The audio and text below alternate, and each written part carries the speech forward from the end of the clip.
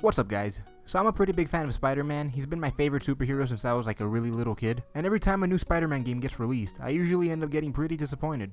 But don't worry, guys, there's hope for Spider-Man games to be good once again. Insomniac, the studio behind Ratchet & Clank, Resistance, and Sunset Overdrive, have announced that they're working on the next Spider-Man game. And I'm pretty confident that they have what it takes to make a badass Spider-Man game. So yeah, this video is basically just me giving my general ideas and some of the things I want to see in the game. And who knows, maybe Insomniac will actually use some of these ideas since they decided to follow me on Twitter for some reason.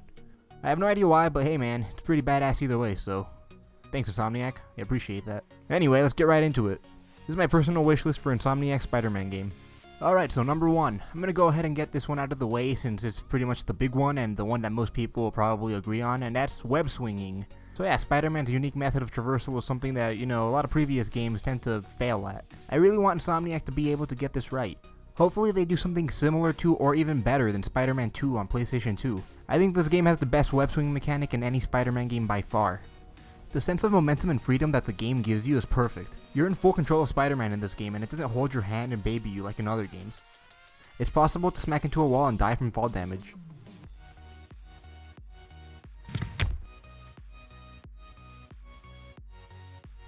Unlike other Spider-Man games where the web mechanics tend to baby you and fucking hold your hand.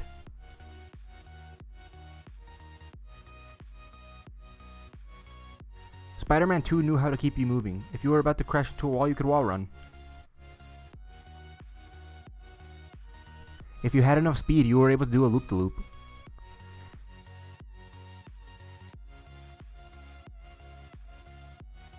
You can attach 2 webs to separate buildings as a slingshot. You could also use traffic lights to launch yourself off the ground. The webs themselves also had physics to them. So if you were to wrap around a pole or a building, the web would get tangled and break. You could even unlock upgrades so you can go faster or do more stunts. Also, I'd like them to not include any auto-traversal mechanics like Web Rush in the Amazing Spider-Man games. Even though the animation looks pretty cool, it's not really actually playing the game. The game is just kind of playing itself, and that's really not fun. So hopefully Insomniac is able to do something to improve upon Spider-Man 2's web swinging. Insomniac, I will love you forever if you do. Alright, so speaking of webs, that leads me to my second point. Web shooters. I'm a fan of the web shooters. I much rather prefer them over the organic webs. However, I feel like if you don't really do anything with the web shooters, there's really no difference between organic web shooters and mechanical web shooters. If there's no distinguishing feature between them, it's just webs coming out of his wrist, so who cares? So I'd actually like web shooters to play a part in the game. In Spider-Man for PlayStation 1, it was possible to run out of webs. Not enough webbing! Not enough webbing! Not enough webbing! Need to find more web cartridges! You'd have to go around a level picking up more web cartridges, otherwise you'd run out. I find it pretty hard to believe that Insomniac would actually put a bunch of oversized web cartridges on the ground in a modern day Spider-Man game, so I doubt they'd do anything like that. But I feel like they could still do something interesting with the web shooters. For example, picture this, right? You're swinging through the city having a good time, you're all like, oh fuck yeah dude, I'm Spider-Man, this is amazing. Suddenly, you look over to the side of the screen, there's a little meter, it's all like, yo, you're about to run out of webs. You use one of your final remaining web lines to pull yourself towards a building. You start wall running and you press the reload button. Then suddenly Spider-Man goes into a reload animation, and by the time you reach the end of the building, you're good. Now, let's say there's no building for you to cling onto, or let's say you ran out of webs before you noticed. What do you do then? Well, Spider-Man goes into a free fall. You spend a few seconds plummeting to your death. You press the reload button, he goes through a little animation, and then you can start web swinging again. In combat, make webs something that you could actually use to fight with. If you're about to run out of webs during combat, tie up your enemies with the last remaining web fluid. Then reload while they're preoccupied trying to get out. I'm not saying that you're gonna have to keep looking around for web cartridges. All I'm saying is that maybe have a reload animation in there, just to give you some slight vulnerability in the game, make it a little bit more challenging. It's okay to have unlimited reloads, at the same time don't make this annoying, but it'd be cool to have a few seconds where you can't do anything and you're completely vulnerable. Alright, let's move away from Spidey for a bit and let's go over to his other half, Peter Parker. Point number 3 is, I want Peter Parker to actually play a role in the story. I want his role in the game to actually mean something. Unlike other games where you just walk around the Daily Bugle or go around Aunt May's house. I don't want the Peter Parker segments to be the thing people say slowed down the action of the game. Make Peter's side of the story just as interesting as Spider-Man's. Make a good story for him where we care about his relationships and we care about his friends and family. As for gameplay, I don't understand why people find it necessary to take away his spider powers. Just let him keep some of them. Let us go on recon missions as a reporter for the Daily Bugle. We climb and swing up buildings to see evidence that the cops can't find. Then if we find a lot of information, we could use it in later missions as Spider-Man. I trust that Insomniac is looking into how to make Peter's side of the story interesting in a video game. Especially since they believe that the best Spider-Man stories are those that make Peter's world and Spidey's world collide. He said right off the bat that I still to this day talk about, he goes, the best stories are when Peter's world and Spider-Man worlds collide. And we have taken that and just throughout every day of this development, we have, are we hitting that? And whenever like, you know, I talk to the team or talk to Bill and Mike or, you know, we always are, we talk a lot about Peter Parker. For us, Peter is as integral as Spider-Man. We talk a lot about the story, telling the story of the man behind the mask. Like, to us, Peter's as important as the Spider-Man character. We really want to make sure that, and I think that's what, whether it's the comics, the animation, whether it's live action, like, they're always telling it's more than just about the guy in the suit or the woman in the suit. We want to tell it's the person. It's the person. It's the person. Again, a very human story. So I mentioned Peter's job at the Daily Bugle earlier, and I have some ideas for that too. So point number 4, the Daily Bugle. In other games, the Daily Bugle is just a time trial. You have to swing around the city and take pictures of skylines and then make it back to the Bugle in time.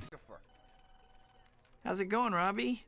I don't suppose you have any work for me. We need the pictures in a hurry. Let me mark your map and you're good to go. Out of my way, you moron! You get your life.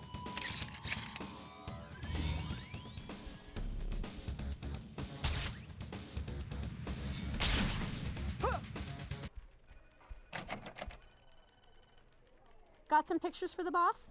I hope so. I could use the money. Good luck. Oh, Parker, you'd better have some decent photos for me. Did you leave the lens on when you took these? It's sheer charity, but here. Robbie, new page 1. In all honesty, I don't think this is really fun, and I kind of feel like they can improve upon it, and here's how. First of all, make this optional. If you want to do it, you'll get rewarded, and if you don't, you can still beat the game no problem. So here's how this works, right? So you start up a mission or a random crime on the street, you get the opportunity to stick your camera or multiple cameras to make things a little easier around areas in the map where you think the most action will happen. During the missions, the cameras are taking pictures of the action. You can later take the pictures that you took over to the Daily Bugle where you can get bonuses and XP or skill points.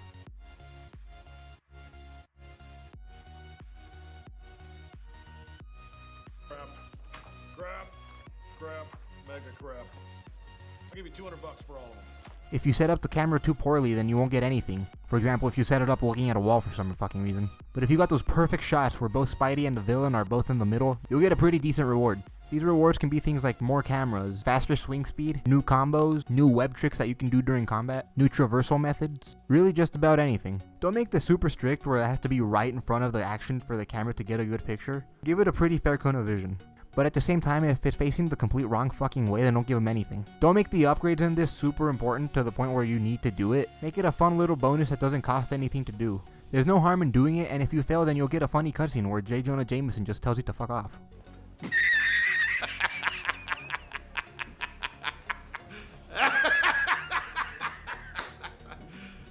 You serious? So in order for my Daily Bugle idea to work, the game's gonna need some side missions. So what better thing to transition into than topic 5 side missions? Yo dude, no lie, I make some pretty fucking good segues, dude. Anyway, I mentioned this in my trailer breakdown video.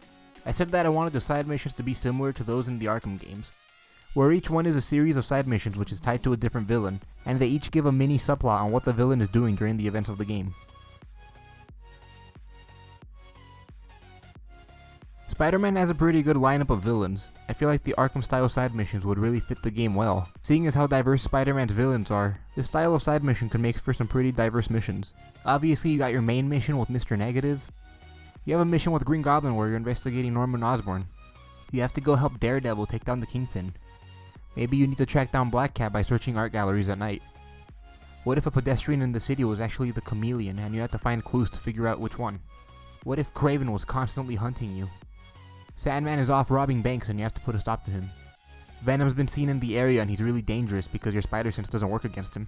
Mysterio set up little illusion bomb pyrotechnic shits all over the map. Shocker's off making earthquakes around the city.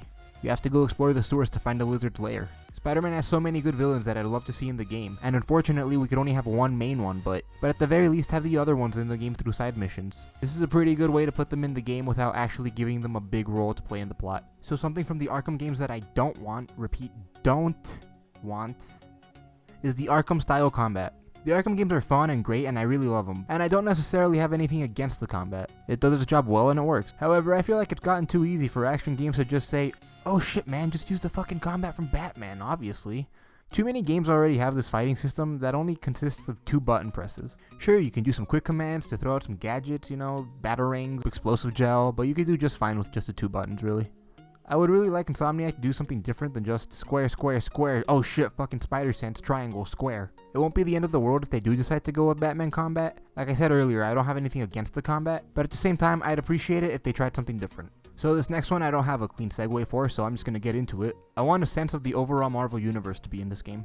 By that I mean I don't want it to feel like Spider-Man is the only superhero in the world. I don't know how Insomniac's legal rights with Marvel work. Maybe they can't use other characters, but if they can, I'd like to see references to them. Similarly to Spider-Man Shattered Dimensions, where Spidey would give little name drops. To get some help from Nick Fury or any of his S.H.I.E.L.D. agents. My pal Ben says it best. It's clobbering time. Or posters of characters could be seen.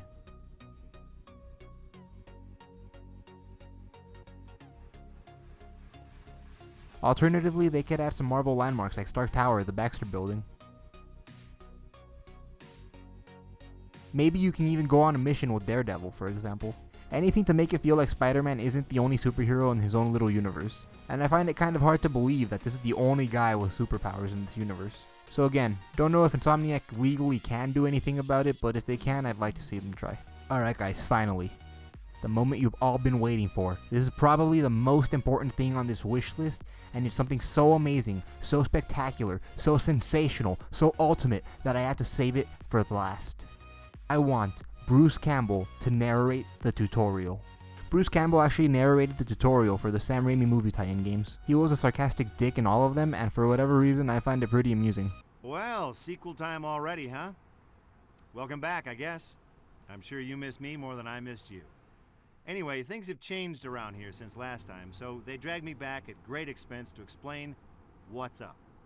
You got it? You sure? You don't actually jump until you've let go of the jump button. Okay? Now go jump in a lake.